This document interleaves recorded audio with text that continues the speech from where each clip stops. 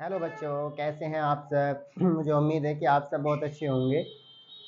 जैसे कि हमने चैप्टर 7 कोऑर्डिनेट ज्योमेट्री का ठीक लास्ट वीडियो में जो है ट्रायंगल्स को किस तरीके से, मतलब तीन बिंदुओं को ट्रायंगल्स में कौन सा ट्रायंगल्स होता है, कैसे दिखाते हैं, वो सारी चीजें हमने पढ़ी है।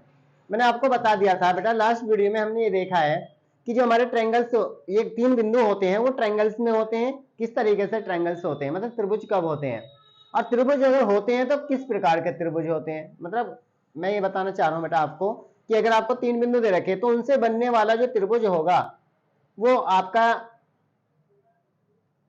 विषमबाहु त्रिभुज होगा, समबाहु त्रिभुज होगा, या समद्विबाहु त्रिभुज होगा, या समकोण त्रिभुज होगा। यानी कौन सा त्रिभुज होगा। तो मैंने आपको बता दिया, यदि आपने उन तीनों बिंदुओं के बीच की दूरी आपने निकाली, पहले ए बी के, फिर बी सी के, फिर ए सी के, अगर वो तीनों एक जैसी हो जाती हैं तो आप कह सकते हैं समबाहु त्रिभुज के शीर्ष है। अगर तीन में से दो एक साइड बराबर आती हैं तो आप कह सकते हैं समद्विबाहु त्रिभुज के शीर्ष है। अगर तीनों अलग अलग आती हैं तो आप कह सकते हो विषमबाहु त्रिभुज के शीर्ष है। और अगर उनमें किसी एक साइड का स्क्वायर शेष दो साइड के स्क्वायर के सम के बराबर आता है, अगर उसमें पाइथागोरस थ्योरम लग रही है तो आप कह सकते हैं कि वो एक समकोण त्रिभुज के शीर्ष है। आज के एक्सरसाइज में 7.1 में हम क्वेश्चन नंबर 5 की तरफ चलेंगे। क्वेश्चन नंबर 5 में हमारे पास है, किसी कक्षा में चार मित्र बिंदु ए बी सी और डी पर बैठे हुए हैं। बेटा पांचवा क्वेश्चन आप अपनी एनसीईआरटी बुक में आप देखना, पांचवा क्वेश्चन है, यहाँ पे मैं लिख नहीं सकता, काफी बड़ा क्वेश्चन है, इसलिए आप जो उसको ऐसे ही समझना बुक से ही। तो कह रहा है किसी कक्षा में चार मित्र बिंदु ए बी सी डी पर बैठे हुए हैं, जैसे कि आकृति 7.8 में दर्शाया गया है। चंपा और चमेली कक्षा के अंदर आती हैं और कुछ मिनट तक देखने के बाद चंपा चमेली से पूछती है, क्या तुम नहीं सोचती हो कि ए बी सी डी एक वर्ग है। चमेली इससे सहमत नहीं है। दूरी सूत्र का प्रयोग करके बताइए इनमें कौन सही है और कौन सही नहीं है। मतलब कहने का यह है कि ए बी सी डी पर चार मित्र हैं, चार दोस्त हैं, और उन्होंने जगह जगह बना के जो वो बैठे हुए हैं, जगह जगह पर मतलब बैठे हुए हैं।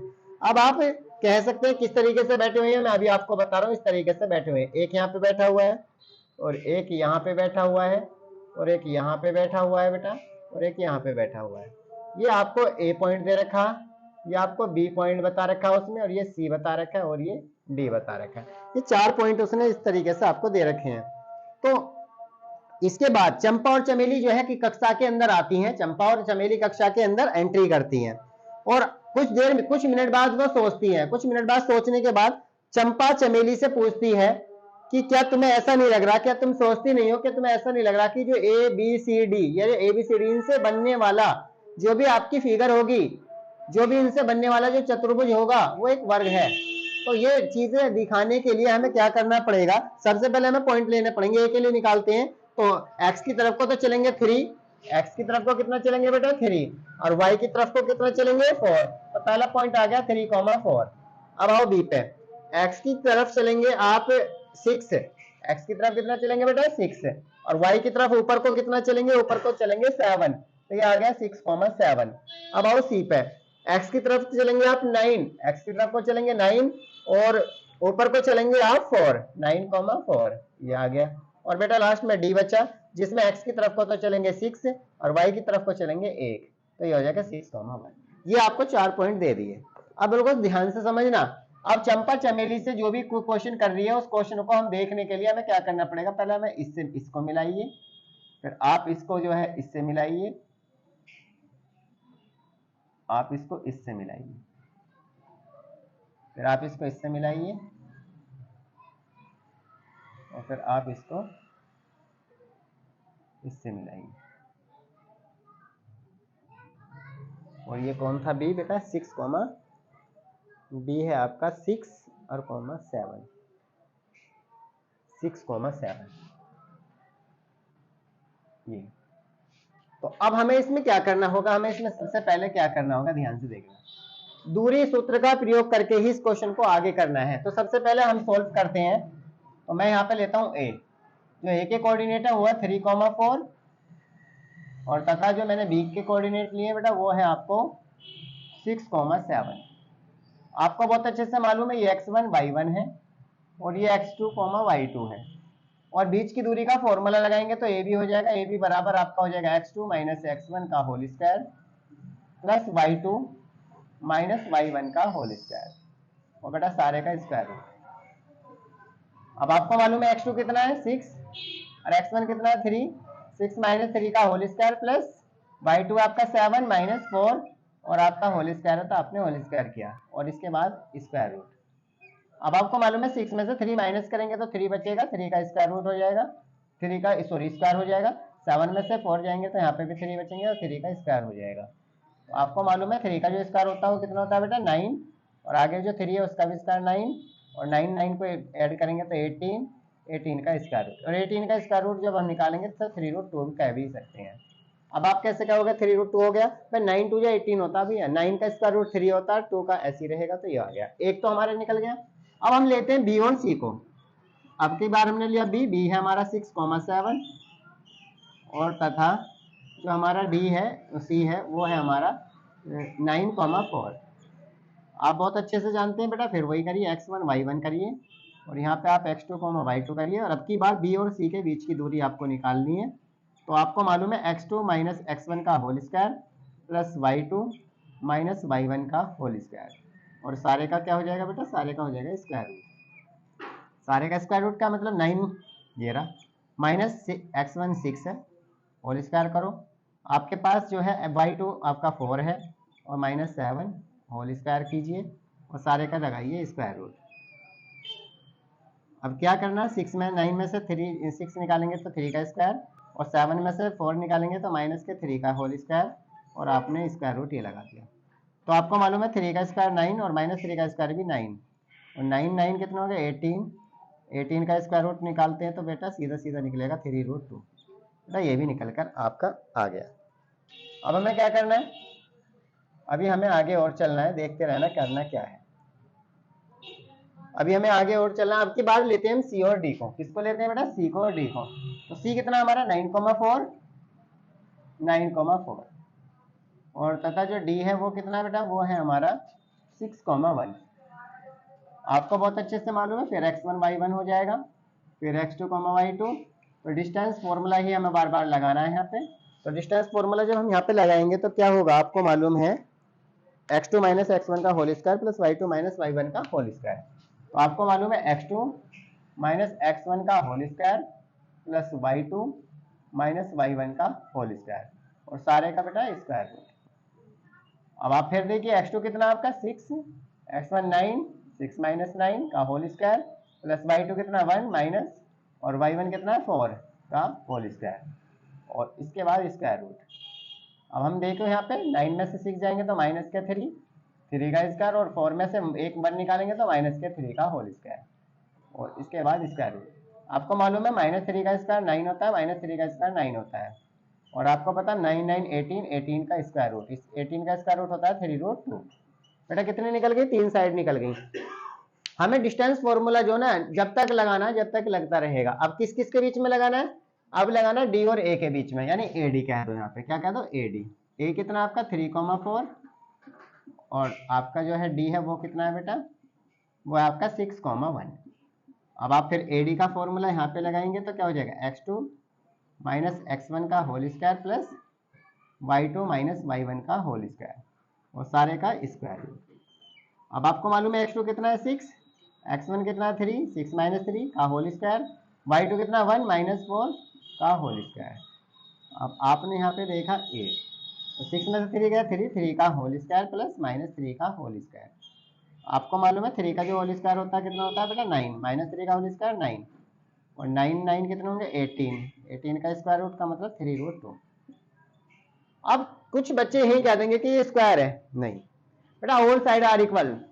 तो यानी अगर किसी ट्रायंगल किसी चतुर्भुज की ऐसी आकृति जिसकी चारों भुजा बराबर होती हैं वो वर्ग नहीं होता। उसकी कंडीशन एक और होती है कि उसके विकर्ण अगर बराबर है तो वो वर्ग है, अगर उसके विकर्ण बराबर नहीं है तो फिर वो समचतुर्भुज है। तो अब यहाँ पे देखना भी हमें पूरा नहीं हुआ। अब हमें क्या करना है, तो ए और सी ये जो डायगोनल्स है दिख रहा है ना बेटा, ए सी, और एक डायगोनल आपको नजर आ रहा है ये दोनों, देखते ना ध्यान से, ये जो दो डायगोनल है। अब हमें एक बार निकालना है ए के कोऑर्डिनेट हमें मालूम है 3,4 है, और एक हमें निकालना है सी के हमें पता है कितना है बेटा 9,4। फिर यहाँ पे फॉर्मूला वही x1 y1, तो यहाँ पे AC लगा दो। AC जो है आपको बहुत अच्छे से मालूम है, तो फॉर्मूला हो जाएगा आपका x2 माइनस x1 का whole square plus y2 minus y1 का होल स्क्वायर। और सारे का क्या करना है, हमें सारे का करना है स्क्वायर रूट। तो आपके पास है ये x1 y1 x2 y2, तो y2 x2 जो है आपका 9 है, x1 3 है, तो आपने होल स्क्वायर कर लिया, प्लस y2 आपका 4 है और माइनस y1 भी आपका 4 है, होल स्क्वायर कर लिया। तो अब आप यहाँ पे देखेंगे तो क्या देखेंगे, अभी देखते रहेंगे। तो आपने 9 में से 3 माइनस करा तो 6 का होल स्क्वायर हो गया और यहाँ पे 0 का होल स्क्वायर। अब आपको मालूम है 6 का होल स्क्वायर तो आपका 36 होगा और 0 का स्क्वायर 0। तो आपने देखा 36 और 36 का स्क्वायर रूट कितना होता है बेटा 6। तो यहाँ पे 6 आ गया। अब हमारे पास एक और ऑप्शन बच रहा है, थोड़ा सा उसे और देख लिए क्या बच रहा है ये भी। अब हमारे पास एक ले लिया बी, तो बी बच रहा है हमारे पास 6,7 और हमारे पास जो डी है वो भी हमारे पास है, वो है हमारे पास 6,1। आपको पता है यहाँ पे निकाल दो बी डी। तो बी डी का फॉर्मूला फिर वही x2 माइनस x1 का whole square plus y2 minus y1 का होल स्क्वायर। अब यह हो जाएगा आपका 6 माइनस 6 इसका होल स्क्वायर प्लस y2 कितना, y2 1 माइनस 7 इसका होल स्क्वायर और सारे का स्क्वायर रूट। अब आपको 6 में 6 जाएंगे 0, 0 का स्क्वायर और माइनस के 6 का स्क्वायर और इक्वल टू में आपका 0 प्लस 36 और 36 प्लस 0 36, 36 का स्क्वायर रूट कितना होता है बेटा 6। अब हमने यहाँ पे क्या देखा, तो किसी भी फिगर को अगर आपके पास चार पॉइंट दे रखे हैं, वहां पे आप ये दिखाना चाह रहे, 4 बिंदु आपको दे रखे हैं और वो दिखाना चाह रहा कि इन बिंदुओं से बनने वाली जो आकृति है वो क्या होगी। बेटा ये सारा करना है तुम्हें। उसे जब तक आप ये पूरा प्रोसेस नहीं कर, प्रोसेस आप ये नहीं बता सकते कि उन 4 बिंदुओं से बनने होगी।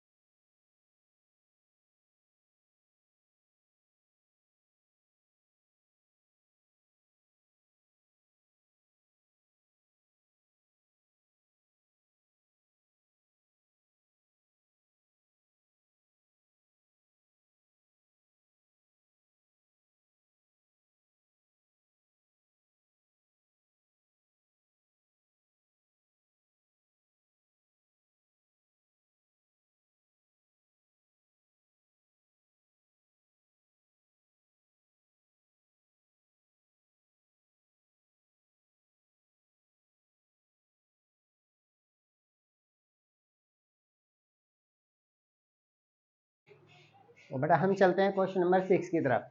जैसे कि इससे पहले आपने जो था चंपा और चमेली का जो क्वेश्चन था, क्वेश्चन नंबर 5 को आसानी से कवर कर लिया होगा और सीख भी लिया होगा।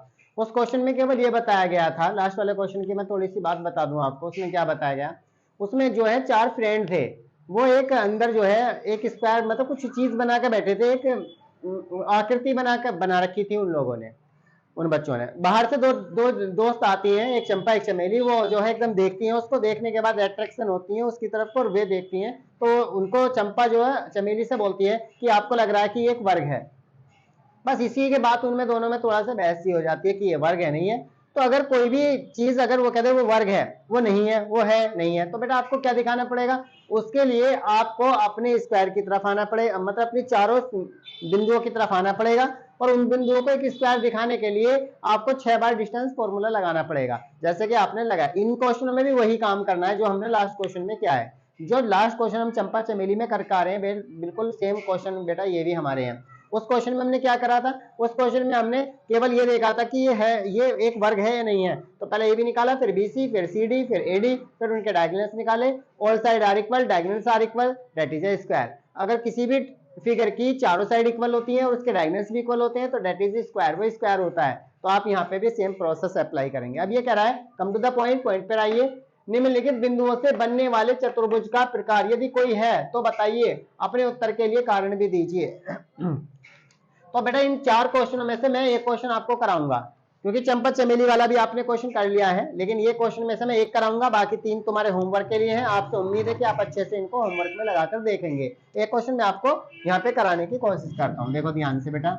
सबसे पहले हमने लिया यहाँ पे फर्स्ट क्वेश्चन, वो हमारे पास -1, -2, फिर हमने लिया आपका दूसरा 1, 0, फिर आपका जो है -1, 2, और फिर आपका जो है वो है आपका -3, 0। ध्यान से देखते रहना, -3, 0। अब बेटा जब हम इसे सॉल्व करेंगे तो पहले ए मान लीजिए, इसमें ए जो हो जाएगा पहले को ए कह दो, -1, -2, फिर आपका जो बी है वो हो जाएगा आपका 1, 0, फिर आपका जो सी है वो हो जाएगा -1, 2, फिर जो आपका डी है बेटा वो हो जाएगा आपका -3, 0। अब हमें दो बिंदुओं के बीच की दूरी निकालनी, फिर दो के हमें इसे इस तरीके से लेके चलना है। तो अब जो हम इसमें एक ए बी के बीच की दूरी निकालेंगे तो -1, -2 लेना पड़ेगा हमें, और दूसरा जो है हमें यानी 1, 0 लेना पड़ेगा। और ये आपको मालूम है ये x1 y1 होगा, ये आपका x2, y2 होगा, ये आपको मालूम है ना बेटा। अब यहाँ पे ए बी के बीच की दूरी का फॉर्मूला लगाओ, तो फॉर्मूला हमारे पास x2 - x1 का whole square plus y2 - y1 का होल स्क्वायर, और सारे का बेटा स्क्वायर रूट, सारे का क्या आ जाएगा स्क्वायर रूट। अब आपको मालूम है x2 का वैल्यू 1 -x1 की वैल्यू -1, -1 ही तो ये रहा, हाँ -1 है, और ये माइनस हो जाएगा +1, ऊपर होगा होल स्क्वायर, प्लस y2 के वैल्यू बेटा 0 और -2, माइनस और माइनस प्लस, आपने इसे रखा। अब आपने देखा 1 1 कितना हो गया 2, 2 का स्क्वायर, आपने देखा 2 में +2 0 ऐड करेंगे तो 2 हो गया। अब आपको बहुत अच्छे से मालूम है 2 का स्क्वायर होता है 4, और 2 का स्क्वायर होता है 4, और 4 + 4 कितना होगा बेटा 8, 8 का स्क्वायर रूट को हम लिख सकते हैं 2√2, याद। तो आप इसे बिल्कुल सिंपल तरीके से आप इसको देखिए, बिल्कुल सिंपल तरीके से आप ए बी के बीच की दूरी को निकाल चुके हैं इस टाइम पे। कैसे करा, आपने पहले ए ले लिया, फिर आपने बी लिया, ए और बी ले लिया, ये होगा x1 y1, ये होगा x2 y2। x1 y1 तो आपको मालूम है यहाँ पे x2 कौन है 1, ये रख दिया 1, और ये माइनस और ये वाला माइनस, ये बेटा प्लस हो जाएगा। दो माइनस दिख रहे हैं ना, देखो एक तो फॉर्मूले के अंदर का माइनस है और एक माइनस x1 का माइनस है, तो माइनस माइनस प्लस 1 हो जाएगा। तो इस तरीके से आपने यहाँ पे निकाल दिया। अब बात करते हैं आगे। आगे में क्या बात करनी है बेटा, बिल्कुल सिंपल, में ध्यान से देखते रहना बस, आप परेशान ना हो, बिल्कुल ध्यान से देखते रहो। तो इसके बाद है आपका बी और सी। अब आप यहाँ पे बी के कोऑर्डिनेट ले रहे हैं, बी के कोऑर्डिनेट आपका 1, 0, और जो सी है उसके जो कोऑर्डिनेट है वो है आपके पास -1, 2। तो बिल्कुल सेम प्रोसेस बेटा, यहाँ पे भी x1 ये y1 हो जाएगा, ये आपका x2, y2 हो जाएगा। अब यहाँ पे b और c के बीच की दूरी का फॉर्मूला लगाएंगे, तो फॉर्मूला हो जाएगा x2 - x1 का whole square plus y2 - y1 का होल स्क्वायर, और सारे का बेटा स्क्वायर रूट। अब आप यहाँ पे x2 बताइए, -1, -1। अब x1 कितना है बेटा, वो आपका 1 है, तो यहाँ -1 हो गया होल स्क्वायर, प्लस y2 वो 2 है, y1 0 है, आपने 0 रखा, ऊपर आपने होल स्क्वायर, और ये सारे का होगा बेटा स्क्वायर रूट। अब -1 तो माइनस के हो गए 2 का होल स्क्वायर, प्लस 2 में 0 माइनस करेंगे तो 2 का होल स्क्वायर, और ये हो गया आपका ए। अब 2 का स्क्वायर कितना हो जाएगा बेटा 4, और 2 का स्क्वायर भी कितना हो जाएगा 4, क्योंकि मैंने बताया स्क्वायर कोई नेगेटिव नंबर है पॉजिटिव नंबर है, स्क्वायर हमेशा प्लस का ही आता है। तो ये हो जाएंगे आपके 4 और 4 8, 8 का स्क्वायर रूट, और 8 का स्क्वायर होता था 2√2। अब बात करते हैं सी। अब इसके बाद आते हैं सी और डी पे। तो सी के आपने देखे, सी के जो कोऑर्डिनेट है -1, 2 है, और जो बेटा डी है उसके जो कोऑर्डिनेट है वो आपने देखे क्या कोऑर्डिनेट है उसके, -3, 0। अब आप बहुत अच्छे से जानते हैं ये x1 ये y1 है, आपने ये देखा ये x2 है ये y2 है। सी डी के बीच की दूरी आप निकालते हैं तो सी डी लिखा आपने x2 - x1 का होल स्क्वायर और प्लस y2 - y1 का होल स्क्वायर, और सारे का क्या करें बेटा, सारे का करें स्क्वायर रूट। तो सारे का स्क्वायर रूट कितना हो जाएगा, आपने देखा x2 की वैल्यू -3 और x1 की जो वैल्यू -1 और माइनस फॉर्मूले में तो +1 हो जाएगा। अब हो गया होल स्क्वायर, y2 की वैल्यू 0 और y1 की वैल्यू जो 2 है। बिल्कुल ध्यान से देखते चलना बेटा, कुछ भी प्रॉब्लम आपको नहीं आएगी। तो 3 में से +1 माइनस करोगे तो 2 का स्क्वायर बचा, और -2 में 0 तो माइनस का 2 का स्क्वायर। अब आप इसको आसानी से सॉल्व कर सकते हैं। -2 का स्क्वायर 4 हो जाएगा, और -2 का स्क्वायर 4 हो जाएगा, और आपको मालूम है 4 4 कितने होते हैं 8, 8 का स्क्वायर रूट आ गया, और 8 का स्क्वायर होता है 2√2, ये आ गया।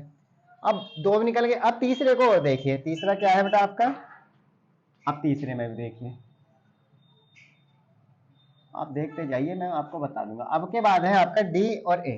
तो पहले ए रखिए, ए है आपके पास -1, -2, -1, -2, और जो डी है बेटा वो है आपका -3, 0। यहां से क्या निकालना आपको, ये आपका हो गया डी। क्या हो गया बेटा, ये आपका डी -3, 0। यहाँ से आपको क्या निकालना, अब की बार ए डी निकालना है। तो ए डी कैसे निकलेगा, x2 - x1 का whole square plus y2 - y1 का होल स्क्वायर। तो सारे का क्या कर ले बेटा, सारे का करें स्क्वायर। अब आपको मालूम है x2 कितना है -3, और प्लस, क्योंकि माइनस माइनस प्लस हो जाएगा 1, और हो गया होल स्क्वायर, प्लस y2 0, और y1 माइनस माइनस प्लस, और सारे का स्क्वायर रूट। अब -3 में से +1 निकालेंगे, -2 का स्क्वायर रूट, और 2 में 0 प्लस करेंगे तो 2 का स्क्वायर रूट, सॉरी 2 का स्क्वायर, और -2 का स्क्वायर होता है 4, और 2 का स्क्वायर होता है 4, और 4 4 आपने 8, और 8 का जो स्क्वायर रूट होता है 2√2। तो आपने इसमें एडी भी निकाल लिया। अब आपने देखा ध्यान से, बिल्कुल जो लास्ट क्वेश्चन चल रहा था बिल्कुल सेम प्रोसेस वही है, और उसमें भी आपका कुछ चला था, इसमें भी। तो 2√2 यहाँ पे भी आया, 2√2 यहाँ पे भी आया, 2√2 यहाँ पे भी, 2√2 यहाँ पे। तो इसका मतलब है कि और साइड इक्वल हो गई। अभी हमें नहीं कह सकते निम्नलिखित बिंदुओं से बनने वाला जो चतुर्भुज है वो क्या है, बनने वाला चतुर्भुज क्या है। चार भुजाओं से घिरी आकृति को चतुर्भुज कहते हैं, लेकिन अभी ये नहीं पता कि वो है क्या, आयत है, वर्ग है, समांतर चतुर्भुज है, या समचतुर्भुज है। अब हमें क्या लेना, हमें लेना विकर्ण। अगर एक ए है तो विकर्ण आप ए लेंगे तो -1, -2, और आपका पता है दूसरा होता है सी, और सी के जो आपके कोऑर्डिनेट होते हैं वो है -1, 2। ये आप डायगोनल्स निकाल लें। क्या निकाल लें बेटा, विकर्ण।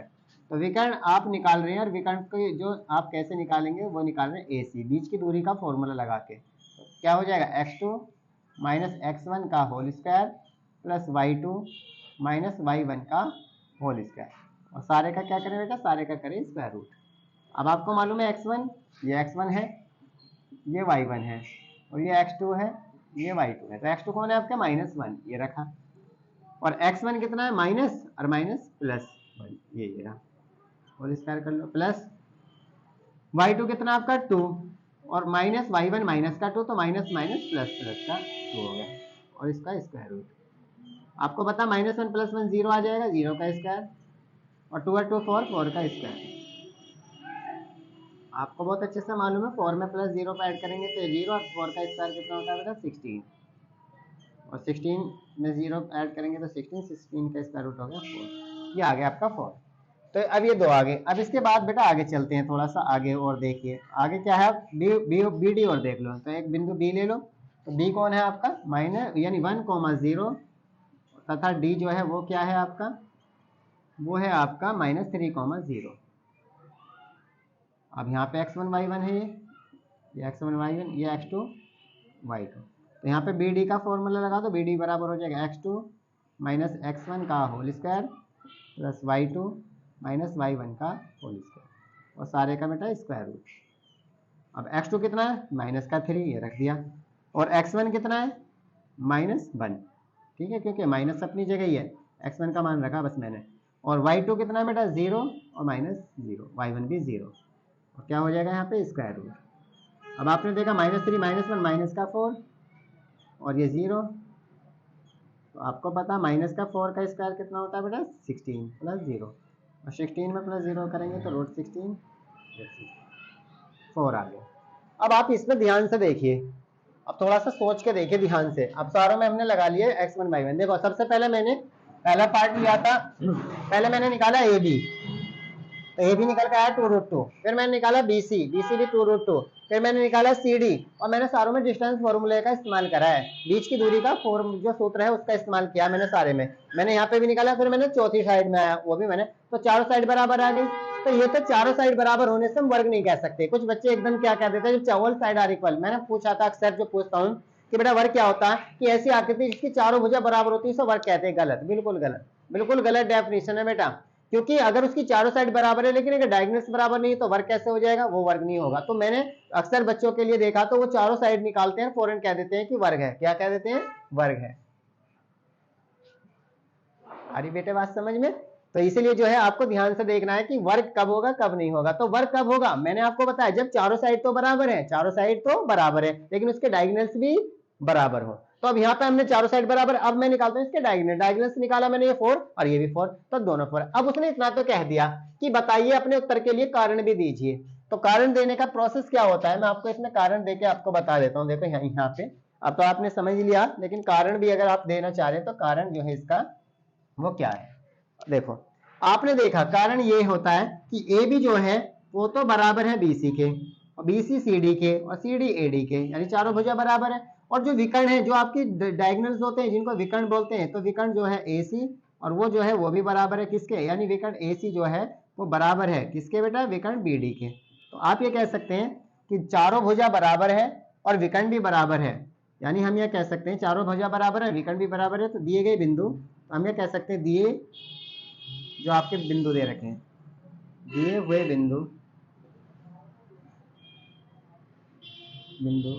बिंदुओं से, दिए हुए बिंदुओं से बनने वाला चतुर्भुज एक वर्ग होगा या वर्ग है। क्या लिख दो बेटा, अब तो देख लिया ना, होगा क्या, फ्यूचर की बात क्यों कर रहे हो। तो दिए गए बिंदुओं से बनने वाला चतुर्भुज एक वर्ग है। तो यह आपने देखा, तो जितने बिंदु ये आपको, अब ये जो आपको बिंदु दे रखे हैं ना, ये 4 बिंदु दे रखे हैं, इन चारों से बनने वाला, इनसे जो बना है ये क्या बना है, एक आयत है, एक वर्ग है, एक समांतर चतुर्भुज है, या चतुर्भुज ही नहीं है, या समचतुर्भुज है। तो ये चीजें अगर आप बताना चाह रहे हैं तो आप जो है पहले डिस्टेंस फॉर्मूला लगाएंगे, डिस्टेंस फॉर्मूला लगा के उस क्वेश्चन को आगे बढ़ाएंगे। लेकिन मैं एक बार और बता दूं, अगर बेटे चारों साइड जो है ना डिफरेंट आ जाए तो फिर आपको डायगोनल्स निकालने की जरूरत भी नहीं होती।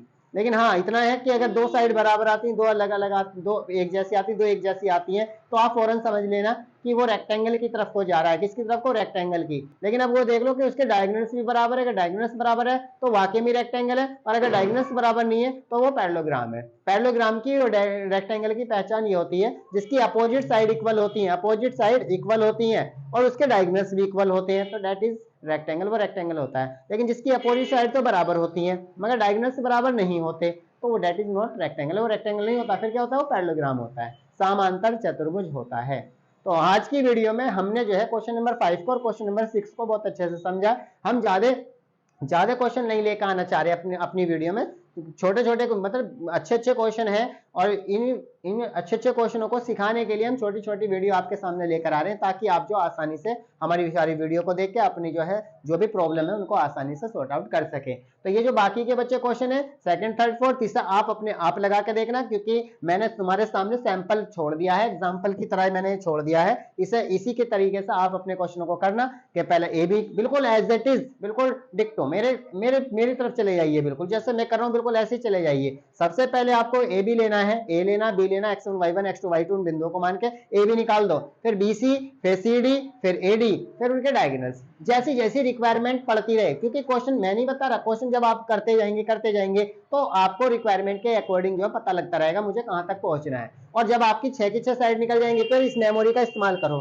फिर ये देखो कि इसमें चारों साइड बराबर है, यस चारों साइड बराबर है। फिर ये देखो क्या विकर्ण भी बराबर है, यस विकर्ण भी बराबर है। तो आप खुद सोचो कि जिसकी चारों भुजा बराबर होती है और विकर्ण भी बराबर होते हैं वो होता क्या है, क्या होता है वो एक क्या होता है, वर्ग होता है। क्या होता है वो, एक वर्ग। तो इस तरीके से आप आसानी से इनका पता लगा सकते हैं। पहली वाली क्लास में मैंने ट्रायंगल्स को बहुत अच्छे से बताया था कि ट्रायंगल्स किस तरीके से निकालते हैं। ट्रायंगल्स का भी यही प्रोसेस होता है, पहले AB के बीच की दूरी, फिर AC के बीच की दूरी, फिर BC के बीच की दूरी आसानी से निकालिए। निकालने के बाद फिर आप दिमाग लगाइए, दिमाग लगा के अगर उन तीनों साइडों को बराबर देख रहे हैं तो वो एक समबाहु त्रिभुज है, अगर दो बराबर देख रहे हैं तो समद्विबाहु त्रिभुज है, और अगर तीनों को बराबर अलग अलग देख रहे हैं तो विषमबाहु त्रिभुज है। तो वो भी आसानी से आप कर सकते हैं। कोलिनियर का भी मैंने बता दिया, लास्ट की वीडियो को देखना ना भूलें। अगर आप लास्ट की वीडियो को देखेंगे तो पूरे का पूरा कोऑर्डिनेट आसानी से समझ में आ जाएगा। और बहुत अच्छा टॉपिक है, बहुत अच्छा चैप्टर है। हम वो चैप्टर कराना चाह रहे हैं आप लोगों को, हम वो चीज देना चाह रहे हैं जिसमें कम टॉपिक पढ़ने से आप ज्यादा नंबर गेन कर सके। हम मुश्किल से मुश्किल आपको 8 चैप्टर या 7 चैप्टर पढ़ाएंगे, उन 7 चैप्टरों में से पूरा पेपर आपका उन्हीं में से लगेगा। हम ये वादा करते हैं जब हम इंपॉर्टेंट क्वेश्चन लेकर आपके सामने आएंगे, 100 क्वेश्चन वो इंपॉर्टेंट क्वेश्चन होंगे जिनको हम आपके सामने लेकर आएंगे। वो सारे इंपॉर्टेंट क्वेश्चन अगर आप कर लेते हैं तो आप अपने 100 में से 100 नंबर मैथ में लेकर आने में कोई पीछे नहीं करेंगे। तो हमारे चैनल को लाइक करें और सब्सक्राइब